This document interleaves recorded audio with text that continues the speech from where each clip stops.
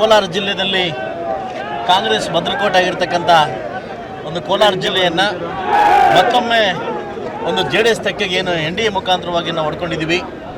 ಕನಿಷ್ಠ ಒಂದು 63,000 ಮತಗಳಿಂದ ಗೆದ್ದಿರ್ತಕ್ಕಂಥ ಮಲ್ಲೇಶ್ ಬಾಬು ಅವರಿಗೆ ಕಂಗ್ರ್ಯಾಚುಲೇಷನ್ಸ್ ಹೇಳ್ತೀನಿ. ಸೊ ಅದೇ ರೀತಿಯಾಗಿ ನಾನು ಪಕ್ಷಕ್ಕೆ ಮತ್ತು ಹಿರಿಯರಿಗೆ ಒಂದು ಮಾತು ಕೊಟ್ಟಿದ್ದೆ. 8 ಕ್ಷೇತ್ರದಿಂದ ಹೈಯೆಸ್ಟ್ ಮತ ಕೊಟ್ಟರೆ ಮಾತ್ರ ನಿಮ್ಮ ಮನೆ ಬಾಗಿಲು ತುಳಿತೆ ಅಂತ ಹೇಳಿದ್ದೆ. ನನ್ನ ಮುಳಬಾಗಿಲು ಕ್ಷೇತ್ರ ಜನತೆಗೆ 37,000 ಮತ ಅಂತರದಿಂದ ನನಗೆ ಓಟ್ ಕೊಡ್ತೀರಾ. ಫಸ್ಟ್ ಆಫ್ ಆಲ್ ಅವರೆಲ್ಲ ಕಂಗ್ರಾಟ್ಸ್ ಹೇಳ್ತೀನಿ. ಇವತ್ತು ಕೋಲಾರದಲ್ಲಿ ನಾನೇ ಅಂತ ಮೆರೀತಕ್ಕಂಥ ಕೆಲವರಿಗೆ ಇದು ತಕ್ಕ ಉತ್ತರ ಆಗಬೇಕಂತ ನಾನು ಕೇಳ್ಕೊತೀನಿ.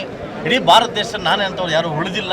ರಾವಣನೇ ಉಳಿದಿದ್ದಾಗ ನೀವು ಯಾವ ಲೆಕ್ಕ ಅಂತ ಕೇಳ್ತೀನಿ. ನಾವು ಅಂದಾಗ ಮಾತ್ರ ಬದಲು ಸಾಧ್ಯ ಆಗುತ್ತೆ. ತುಂಬ ಕಷ್ಟಪಟ್ಟು ಹಗಲಿರುಳು ಕಷ್ಟಪಟ್ಟು ಕ್ಯಾಂಡಿಡೇಟ್ನ ಗೆಲ್ಸ್ಕೊಂಬಂದಿದ್ವಿ. ಬಹುಶಃ ನಾನೇ ಗೆದ್ದಷ್ಟು ಖುಷಿ ಆಗ್ತಾಯಿದೆ.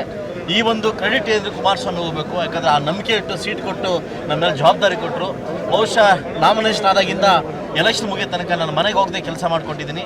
ಎಲ್ಲ ಒಂದು ಕಡೆ ಖುಷಿ ಆಗ್ತಾಯಿದೆ. ಜವಾಬ್ದಾರಿ ಹೊತ್ತಂದಿರ್ತಕ್ಕಂಥ ಎಲ್ಲ ನಾಯಕರಿಗೂ, ಕೋಲಾರ ಜಿಲ್ಲೆ ಎಲ್ಲ ನಾಯಕರು, ಇಂಚರ ಗೋವಿಂದರಾಜ್ ಇರ್ಬೋದು ಮತ್ತು ಎಲ್ಲ ನಮ್ಮ ಶಾಸಕರಿಗೂ ಎಲ್ಲ ಸೇರಿ ಗೆಲ್ಸ್ಕೊಂಬಂದಿದ್ವಿ.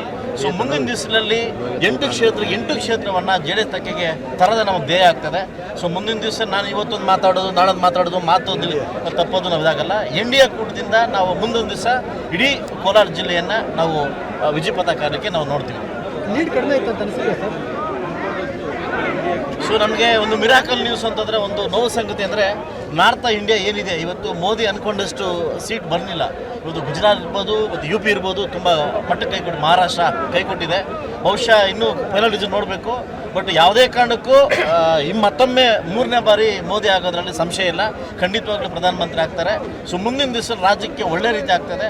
ಬಹುಶಃ ನಮ್ಮದು 3ಕ್ಕೆ 3 ಗೆಲ್ಲಬೇಕಾಗಿತ್ತು. ಬಹುಶಃ ಹಾಸನ ಕೈ ಕೊಟ್ಟಿದೆ. ಹಾಸನ ಕೈ ಕೊಟ್ಟಿದ್ದು ನಮ್ಗೆ ಯಾರಿಗೂ ಬೇಜಾರಿಲ್ಲ, ತಮಗೆಲ್ಲ ಗೊತ್ತಿರ್ತಕ್ಕಂಥ ವಿಷಯನೇ.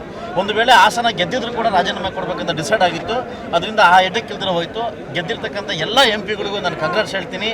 ಕರ್ನಾಟಕ ರಾಜ್ಯಕ್ಕೋಸ್ಕರ ಹೋರಾಡಿ, ಅಭಿವೃದ್ಧಿಗೋಸ್ಕರ ಹೋರಾಡಿ, ಸದಾ ಏನು ರಾಜಕಾರಣ ಬಗ್ಗೆ ಏನು ಕೆಟ್ಟ ಒಂದು ಸಂಪ್ರದಾಯ ಇದೆ ಅದು ಹೋಗಬೇಕು ಅಂತಂದರೆ ಇಡೀ ಕರ್ನಾಟಕ ರಾಜ್ಯವನ್ನು ಸುಭದ್ರವಾಗಿಡಬೇಕಾದ ಟ್ರೈ ಮಾಡಿ.